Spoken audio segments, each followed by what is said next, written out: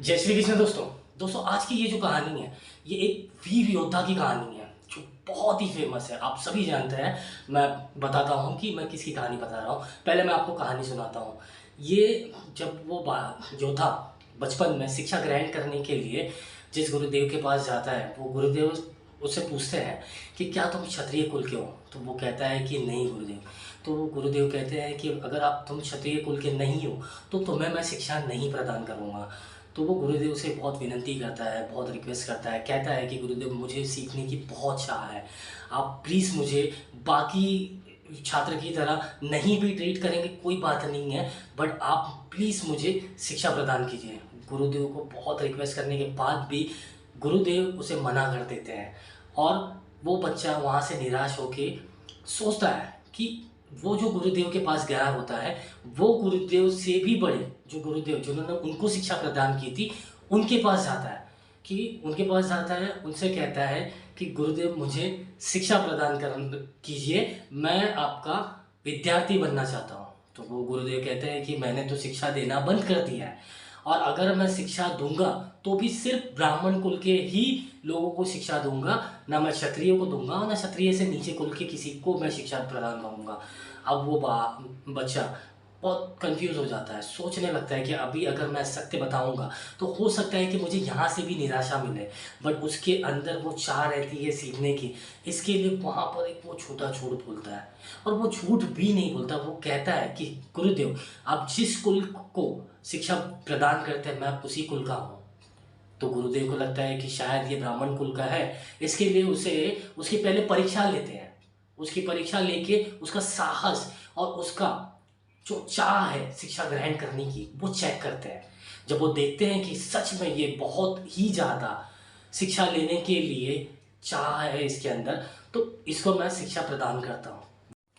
वो लड़का गुरुदेव के पास कई वर्षों तक शिक्षा ग्रहण करता है। ग्रहण करने के उस दौरान में एक घटना घटित होती है।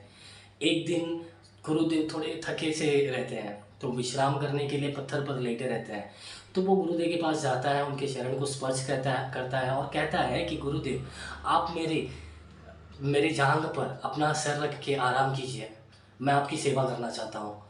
तो गुरुदेव थोड़ा सोचते हैं, फिर कहते हैं ठीक है चलो। तो वो गुरुदेव उसके पैर पे सर रख के जैसे ही सोते हैं तो थोड़ी निद्रा में चले जाते हैं। अब उस वक्त एक कीड़ा उस लड़के के पैर पे काटता है, यानी वो लड़का नहीं, ये योद्धा बन चुका रहता है, तो उसके पैर पे काटता है। तो वो लड़का गुरुदेव की नींद ना टूटे वो हिलता नहीं है, वो कीड़े को तब तक काटने देता है, वो पूरी साहस और हिम्मत रखता है, बट वो पैर तक नहीं हिलाता है। जब उसके पैर से खून निकल कर गुरुदेव के शरीर को लगता है तो गुरुदेव को ऐसा महसूस होता है कि कुछ तो है करके गुरुदेव की नींद टूट जाती है और वो देखते हैं कि उस योद्धा के पैर से खून निकल रहा है। फिर गुरुदेव से पूछते हैं कि इतना साहस तो ब्राह्मण में बहुत कमी है, तुम सच सच बताओ कौन हो। तब वो लड़का अपने कुल का ज्ञान, अपने कुल के बारे में बताता है गुरुदेव को और गुरुदेव वहाँ पर क्रोधित हो जाते हैं। कहते हैं कि तुम में इतनी साहस है, तुम में इतनी लगन है कि तुम शिक्षा ग्रहण करने के लिए तुमने इतना सब कुछ त्याग किया। मैं इस चीज़ से तो प्रसन्न हूँ, बट मैं एक श्राप तुमको ज़रूर दूंगा जो तुमने मुझसे झूठ बोला कि तुमको जब भी दिव्य शक्ति का आह्वान करोगे तब ये जो दिव्य शक्ति है इसे जब भी बुलाना होगा तुम भूल जाओगे। और ये जो योद्धा है, ये योद्धा कोई और नहीं कर्ण है, महारथी कर्ण।